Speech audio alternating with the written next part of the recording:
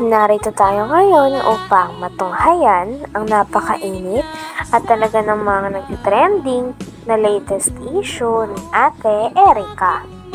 Sa pagpapatuloy nga ng ating istorya ay dinidiscover pa rin ni Kalingap Val Santos Matubang kung ano talaga ang tunay na nangyari at kung sino nga ba ang tunay na may mali sa alitan sa pagitan ni Ate Erica at ng kanyang pamilya.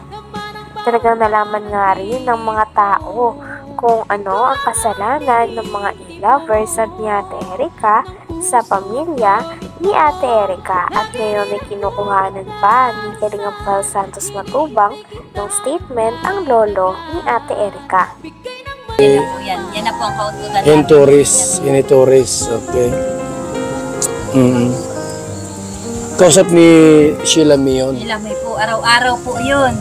Bakit po, daw? Mga balita na pag binablog po si Erica, sinasabi po doon kay Amy. Okay. Ini Torres. So, ngayon, anong nangyari ay parang winakwak nila, itong si Erica at Sheila May ni Ini Tunyakaw Torres.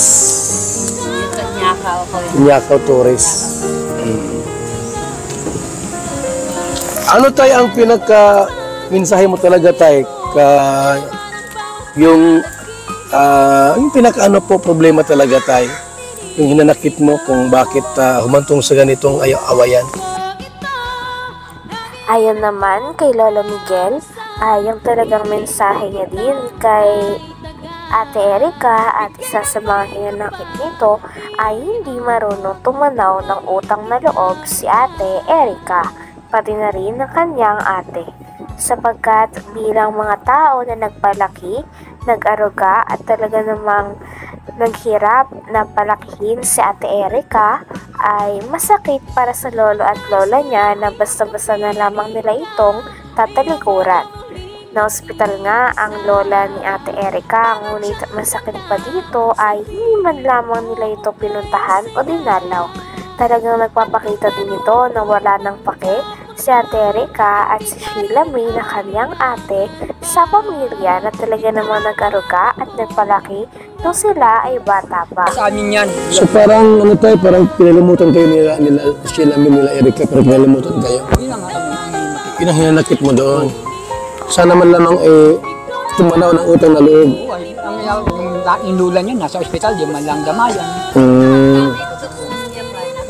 Nasa ospital, nasa kasayahan sila, nasa paliguan. Kung sino-sinong kakit.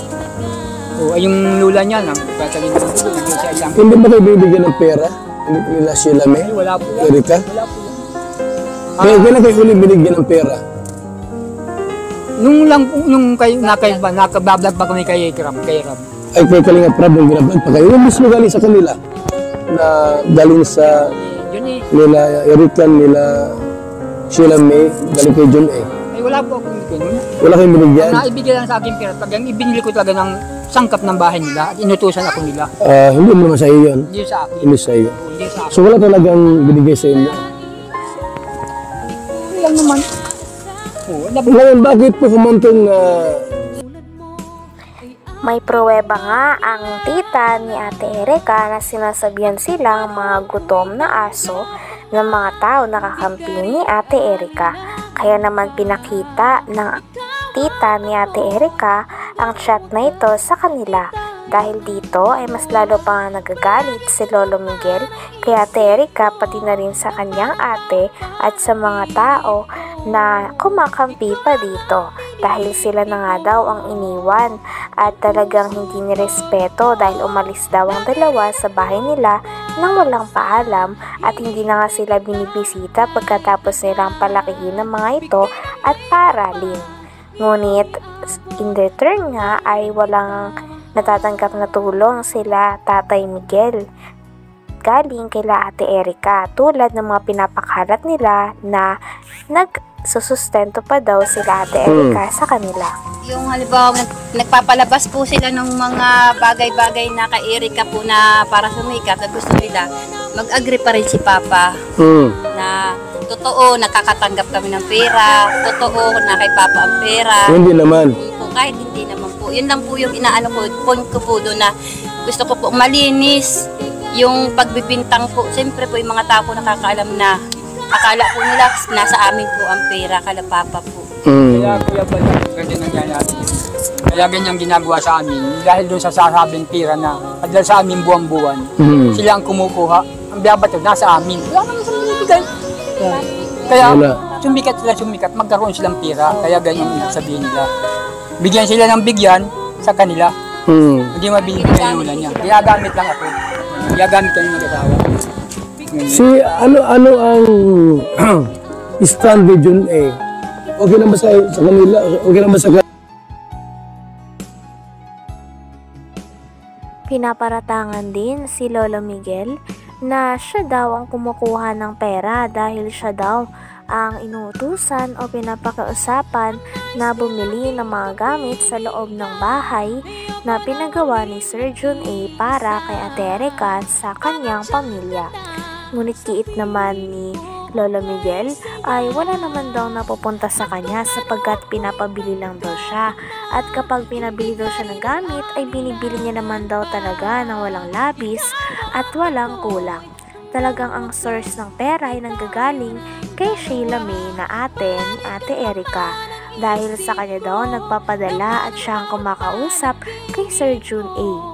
Sabi pa nga ni Kalingap Val Santos Matubang ay may tuturing talaga na parang buhay prinsesa si Sheila May dahil stand Region A. Okay naman sa kanila? Okay naman sa kanya na kahit tumulong siya kay Erica, kina Sheila May, tapos kayo, ano problema? Okay lang Region A yun? Nung wala sa kanya? At nag-uurosat naman po sila. Kwarto ko, naalis sila, napunta doon sa bomba. Kasi nag-uusap matagal. Di ba? Nakikialam. Kala ko kung ano lang ang pinag-uusapan nila. Sa telepono? Sa cellphone. Buti may signal dito. Meron kami. May wifi dito. So wala pa itong bahay, dito sila nag-i-stay, nakatira. Nag-kiss ko, hindi lang. Sino naglagay ng wifi sa inyo? Ikaw ang nagpa-wifi ka? Okay, so ngayon, paano itong si Torres nakapasok sa kwentong ito? Si Amy Torres, pang ano ko po dyan, bago nagbablog po si Kalingap, bago po lumalakas ang Erica, kausap na po yun ni Sheila May, wala pa po yun eh. Sino? Grabe, at talagang napakalala na nga at napakadami nang nagaganap sa latest issue ni Ate Erica. Napakaraming tao na rin ang nababanggit at nadadawit sa issue na ito. Kaya naman tinatry pa rin ni Kalingap Val Santos Matubang na malaman kung sino talaga ang may mali, at nais niya nga rin na magkaroon ng pagkakataon kung saan magkakabati si Lolo Miguel at si Ate Erica, dahil para sa kanya ang isang pamilya na nag-aruga sa dalawang bata nito ay mahalaga patin at dapat kilalanin nila.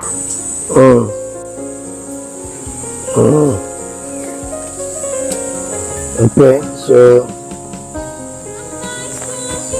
may mga hindi magandang salita, no?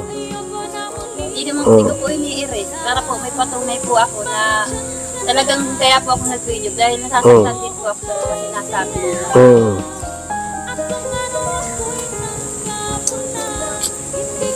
Okay.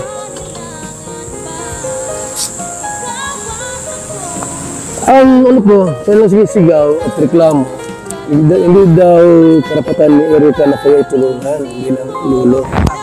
Saan sila nagkakita? Mapa sa amin. Hindi ko lang nagkakanong, kaya lang ang hihinapit ko dun.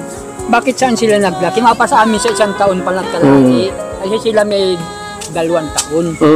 O saan pinaaral ko? Ay yung nanay niya nagkapasarap sa Maynila. Yun. Nasa amin yan. So parang ano tayo, parang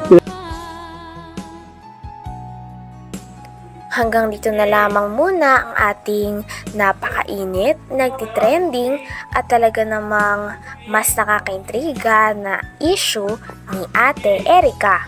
Maraming salamat sa inyong panonood. Hanggang sa muli. Bye!